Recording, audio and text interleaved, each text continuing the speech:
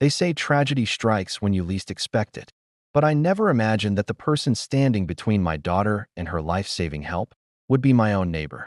On the day my little girl needed an ambulance the most, a woman from our HOA decided that rules were more important than a child's life. Because of her, my daughter never got the chance to take another breath. This is the story of how a single act of cruelty stole everything from me in just 5 minutes that I never thought I'd tell this story. Even now, the memory makes my chest feel tight, like I can't breathe. But I need to tell it, because no one should ever go through what my family did. Asterisk, it was a warm Saturday morning, the kind where the sun feels gentle and the air carries the scent of freshly cut grass. My daughter, Emily, had been playing in the living room, drawing colorful pictures with her crayons. She was only 7 years old, my little angel with the brightest smile and the kindest heart. Emily had epilepsy. It wasn't something we talked about much with neighbors, because we didn't want her to be treated differently. She had been doing well for months. Her medication usually kept the seizures away, and she was learning to live like any other kid. But that morning, everything changed. I was in the kitchen making breakfast when I heard a strange sound, a sharp gasp, followed by a thud. My heart dropped instantly. I ran into the living room and saw Emily on the floor, her body convulsing violently. Her little hands were shaking uncontrollably, her lips turning pale. I grabbed my phone with trembling hands and dialed 911.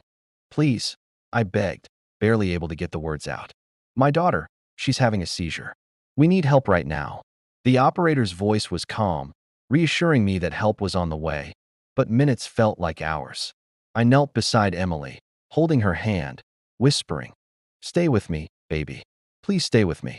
Finally, I heard the faint sound of sirens in the distance. Relief flooded my chest. Help was almost here, but then silence. The sirens grew louder, then stopped. Not at my door. Not even close. I ran outside, desperate to see the flashing lights. And that's when I saw her. Standing tall in front of the gated entrance to our neighborhood was Karen, the head of our HOA. Arms crossed, face stern, blocking the path of the ambulance like a soldier guarding a fortress. She wasn't letting them through. I couldn't believe my eyes. I sprinted toward her, screaming, "What are you doing? My daughter is inside. She needs them." Karen didn't even flinch. She waved her hand like she was swatting away a fly. "They can't come in without prior clearance," she said coldly. "It's against HOA policy. No emergency vehicles are allowed past the gate without authorization." I thought I had misheard her. "Are you insane?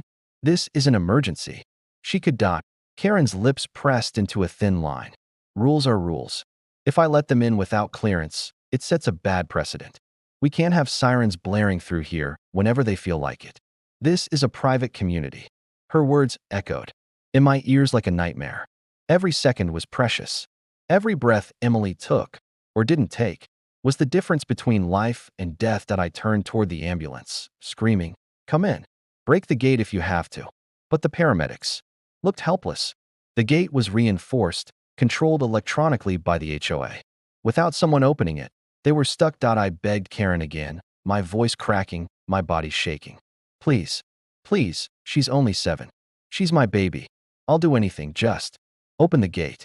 For a moment, I thought I saw hesitation in her eyes.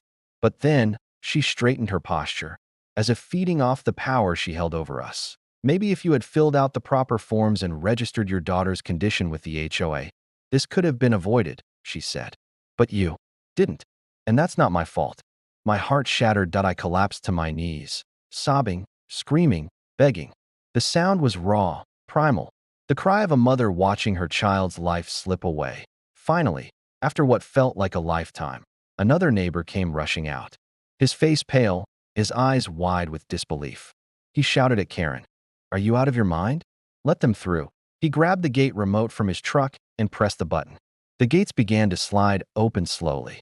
Too slowly. I ran back inside, holding Emily in my arms as the paramedics stormed through the door. They rushed to her side, working quickly, attaching monitors, checking her vitals. But the look on their faces told me the truth before their words did. One of them gently placed a hand on my shoulder. His voice was soft, almost breaking. "I'm so sorry.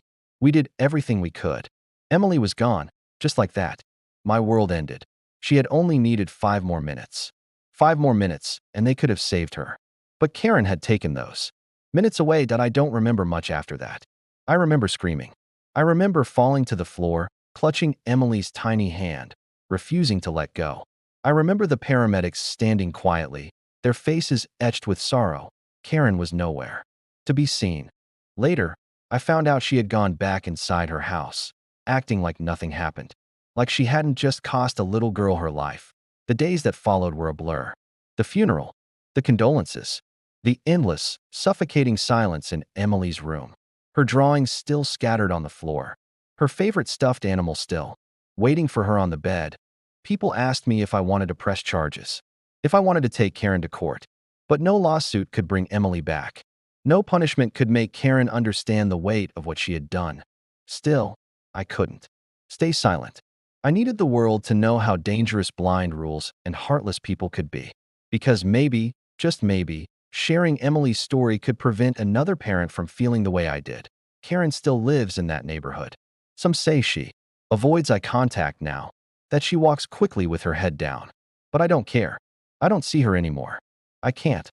All I see when I close my eyes is Emily's smile, her laughter, the life she should still be living, and I see the flashing lights of an ambulance, stopped by a gate that should never have been closed. If you take anything from this story, let it be this.